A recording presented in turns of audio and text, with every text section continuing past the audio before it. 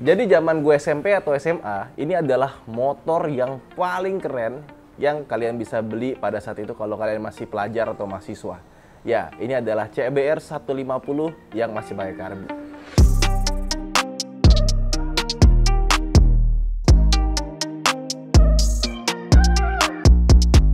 Jadi motor 150 cc fairing pada zaman itu nggak dijual sama pabrikan, ya kan? Ini masuknya lot importir umum, tapi sangat laris pada zamannya. Bayangin, tahun 2004-an, motor ini harganya 35 juta rupiah, CBU Thailand. 35 juta zaman dulu loh. Zaman dulu tuh Vega R cuma 9 juta, udah pakai cakram. Pokoknya masih murah-murah banget deh, dan waktu itu belum ada zamannya motor-motor pakai injeksi. Motor injeksi pertama kali itu kalau nggak salah ya, Honda Supra X FI. Ya, pakai fuel injection. Nah, motor ini masih pakai karbu. Dan karena masih pakai karbu, kalau diganti sama PE28 ya, itu langsung larinya kayak setan. Ganti knalpot sama knalpot racing Thailand juga larinya langsung kayak setan. Jadi motor ini pada zaman dulu itu kayak apa ya, kayak pinnacle of motor 150 cc. Wih.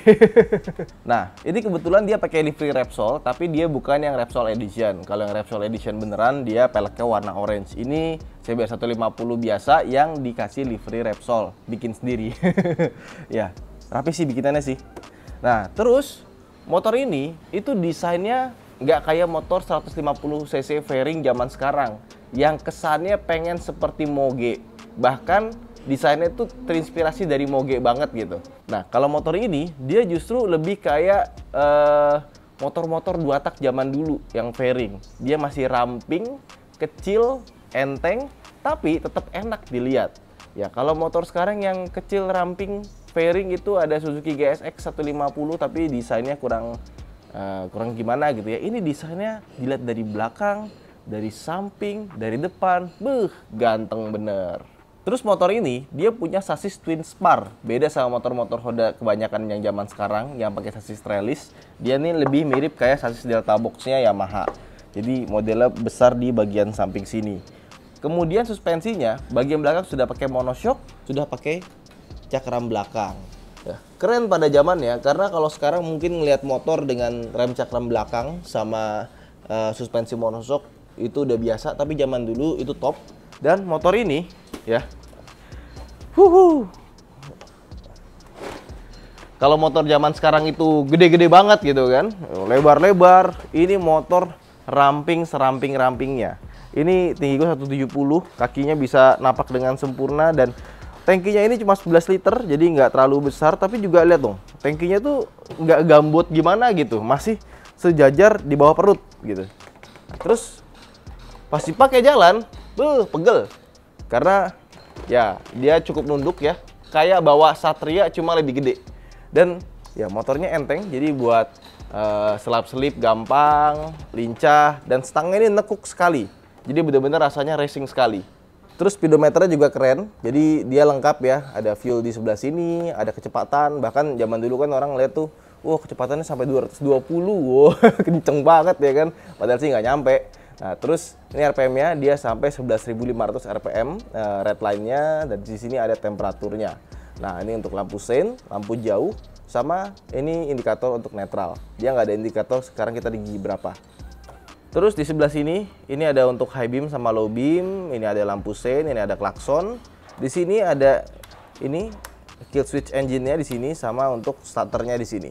Nah, dia sudah pakai electric starter, tapi dia nggak ada engkolnya. Jadi kalau misalkan akinya habis, ya mau nggak mau harus ganti aki atau didorong. Terus kuncinya, ini kelihatan gede tempatnya ya, karena dia ada magnetik buat keamanannya. Jadi kalau misalkan di T ini agak susah. Nah, bukanya begini. Oke, baru bisa colok kunci. Soalnya zaman dulu belum zamannya keyless sih. Jadi kayak gini tuh udah cukup canggih lah pada zamannya. Terus ke bagian depan, nah pertama dia punya rem cakram yang cukup besar seperti ini, sama dia punya pelek 17 inci. Terus bannya, ini ukurannya 90-80 R17 ya. Nggak kayak motor-motor sekarang yang bannya gede-gede, dia masih pakai ban yang ukurannya cenderung kecil. Terus ke atas, nah ini nih, ini lampunya ya. Kayak Jupiter burung hantu. Udah keren-keren dibilangnya kayak Jupiter burung hantu ya kan, karena lampunya kebelah seperti ini.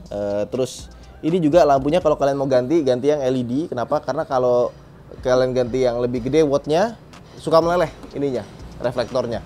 Terus dia lampunya tuh ada garis 3 seperti ini ya ciri khasnya. Nah, di atasnya dia ada plat nomor, ada windshield, sama ada spion yang bisa ditekuk gitu. Nah, terus ke bagian samping ya. Ini motor, walaupun dia masih pakai karburator, tapi dia sudah punya radiator di sini. Dan kalau misalkan namanya juga motor udah berumur, mesti dicek juga radiatornya, takutnya bocor, dia kepanasan. Nah, terus yang penting gue bilang, tidak ada engkolnya. Jadi kalau misalkan kita kehabisan aki, ya udah mesti ganti. Terus ini knalpotnya standar, tapi kayaknya dari bobok dikit. Ininya footstepnya udah diganti juga, sama rem segala macamnya udah diganti semua. Ini buat boncengannya seperti ini, sama dia punya buat bawa barang. Nah, ini ada buat nyangkutin apa namanya? Cargo net gitu deh. Nah, terus kita buka bagian kursinya di sini. Nah. Oke. Kalau kita buka, di sini ada tempat buat menyimpan barang cukup besar untuk motor pada zamannya. Nah, terus di depan sini kita bisa buka jok depannya dengan cara diputer bagian sini ya, ada kayak kunci gitu. Nah, kayak gini kuncinya. Terus kita buka aja langsung. Nah, seperti ini untuk akses ke akinya. Jadi emang motornya kecil, makanya dalam sini juga kecil. Cuma untuk bagasinya agak lumayan gede. Oke, pasang lagi, kita kunci lagi di sini. Terus di sini ada 2 pengait, ini buat nyangkutin helm ya. Tapi kalau maling helm biasanya dibawa cutter, tinggal dipotong aja sangkutannya. Tinggal ganti lagi sangkutannya, udah jadi. Aduh, sebel. Gue pernah hilang helm soalnya. Helm baru beberapa hari beli ya kan, waktu kuliah. Di parkir di Visip hilang. Aduh. Buntut belakang ini juga keren. Dan dia senada sama bagian depannya yang dibelah gitu lah. Dibelah, ada lampu bulat. Nah, dia tuh letak mika merahnya itu ada di dalam sini, sama oranye juga di sini. Jadi dilihatnya tuh kayak mahal gitu. Cuman ini seringkali rusak, goyang atau patah. Penyakit motor zaman dulu, kayak persis kayak Jupiter Z juga sama, belakangnya suka goyang patah. Nah, kalau kalian mau gantinya yang ori, jangan yang KW. Yang KW sering berembun, sering rusak lagi, retak-retak. Kalau yang ori lebih awet. Nah, kalau misalkan yang orinya udah mulai goyang juga, tinggal dilem aja. Itu bisa menyelesaikan masalah-masalah di motor ini. Oke, terus bannya. Nih, ban belakangnya juga kecil, ukurannya 120/70 R17. Jadi bannya juga belum pakai ban gede-gede kayak motor-motor 150 cc zaman sekarang ya. Tapi inilah kunci kenapa motor ini bisa lincah dan sampai sekarang pun masih jadi favorit buat kontes modifikasi atau buat balapan. Makanya nyari kondisi yang masih bagus, CBR 150 ini nggak banyak, dan kalau bagus harganya bisa sampai 30 jutaan lagi. Bisa nggak sih? Ya segitulah, 20 jutaan ke atas pokoknya. Tapi tenang aja, buat teman-teman yang pengen CBR 150 karbu tapi budgetnya terbatas, ada alternatif lain seperti merek Minerva, Jialing, dan lain-lainnya. Karena motor ini sangat laris, maka dia sampai dibuat super kopinya sama pabrikan-pabrikan dari Cina. Yes, dan waktu itu motor Cina harganya murah sekali. Banyak orang yang ngeluarin 35 juta, tapi dengan budget tidak sampai 20 juta, kalian sudah bisa dapat Minerva yang modelnya mirip sekali sama ini, tinggal ganti logonya jadi CBR. Ya, gitu deh pokoknya. Nah, buat teman-teman yang punya CBR 150 karbu, langsung komen aja di bawah seperti apa rasanya dan bagaimana memeliharanya. Saya Ridho Hanif, sampai jumpa di vlog berikutnya. Jangan lupa untuk like dan subscribe. Terima kasih telah menonton. Bye!